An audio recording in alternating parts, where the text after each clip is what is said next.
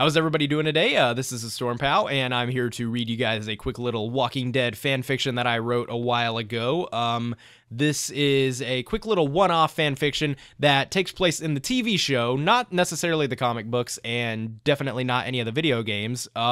It takes place immediately after the Season 2 finale, and it kind of elaborates some stuff that I think would be cool in my own little headcanon of what maybe possibly happened between Season 2 and 3, and it kind of elaborates on, Lori and Rick's estranged marriage, because if you notice, in Season 3, they're kind of distant. So, of course, there are some slight spoilers for Seasons 1 and 2 in the fanfiction, so if you haven't seen the show and you have intentions of doing so, I recommend you stop watching this. But anyway, I know a lot of my subscribers do like The Walking Dead, which is why I decided to narrate this and upload it for you guys. If you guys would like to read along while I narrate it, a link to the fanfiction.net page for this story will be down below. There is some slight cursing in this story, unlike most of my fan fiction that I've written in the past. I will not be reading that out loud because this was written a long time ago, and here lately I've been kind of trying to watch my mouth a little bit, so, I'll just kind of find some creative ways to cut that out. But, if you guys want to read the completely uncut original version, like I said, there's the fanfiction.net version below. You guys can just read that, or you can read along while I narrate it. It's whatever you guys want to do. But, without further ado, here is A Better Mother Than Her. The campfire snarled in the otherwise cold, pitch-black night. Rick angrily turned around from his group after just delivering the news of Shane's death. He began to walk at a reasonable pace away from the warming fire.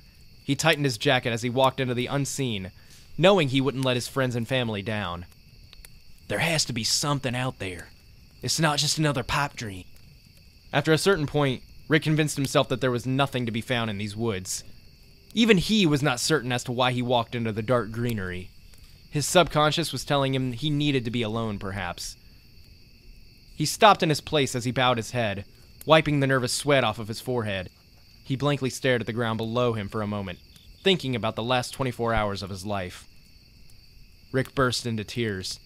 He was sobbing uncontrollably, yet trying not to make too much noise. The grass behind him rustled as he heard footsteps. There was no use in trying to stop the tears. He simply wiped the remaining ones off of his face as he turned around to see who was intruding. "Look, Rick." It was Lori. Rick was speechless, despite the fact that Lori was the one he needed to talk to the most. This situation had put a huge strain on their marriage, one that, considering there was an ongoing zombie apocalypse at the time, would seem insignificant to some. "I did what you wanted me to do, Lori," Rick blurted out. He knew what she wanted to talk about. "I didn't want you to kill him." "You said he was becoming an issue, and I dealt with the issue. If I'm gonna lead this group, I'm gonna do it right." Rick paused for a moment, as neither him nor Lori knew what else to say. "He said I couldn't make the tough calls.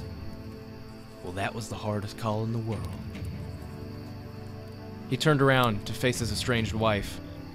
"And I made it. I made the call, Lori!" "Rick, the reason why I was upset with you isn't just because I think you could have dealt with him in a less violent manner." "He had a gun! Didn't you hear me explain it to the rest of them? If I didn't kill him, he was gonna kill me." "Let me finish. I've been worrying that Carl is getting just a little too friendly around guns for a boy his age. He was able to shoot Shane with little second thought. Think about that for a second, Rick." "Do I have to explain the situation to you again? Shane was a walker. He wasn't Shane no more. He was gonna kill us and turn us into one of them monsters if Carl didn't pull the trigger. Carl saved my life, and in return, maybe a lot of other lives too. He's my boy, Lori." "He's not." Rick stood silent. For a while now, the two of them had been bouncing rebuttals at each other without having to think of their retort. This time, Rick needed a few moments to fathom what he had just heard exit from his wife's lips, which were now so cold that they were beginning to turn blue. "What did you just say to me?" "Carl isn't your boy. He's Shane's." Rick stood once more in awe, flabbergasted at what Lori had just said to him. "No. You mean you two were playing around, even before the world turned to this?" "Yes, I feel awful for everything. I was never able to look at Carl normally. I always knew that his entire existence was based off of a dumb, steamy affair. I don't know what to say. You're surprisingly calm about all of this. Well, Lori, after the last things that you held dear and this excuse of a world fly away from you, you tend to not be the most talkative son of a gun around. So, I suppose you want Carl and I out by tomorrow? No. Just because Carl isn't my son doesn't mean he ain't my boy. Even if his genetics may not be mine, I'm the one who raised him. Carl means the world to me, and he needs a mother. He deserves a better mother than me. You're not a bad mother. What about being a bad wife? Rick glanced back at her for a moment, placed his hands around his pockets, and walked off, without replying, back in the direction of the camp. And that is it. So basically it's just this kind of random thing about how I had sort of theorized that Lori was really, you know, screwing around with Shane even before the apocalypse, and I thought that that would always be kind of a neat little plot twist. Hope you guys enjoyed my really crappy Rick impression and my even worse Lori impression.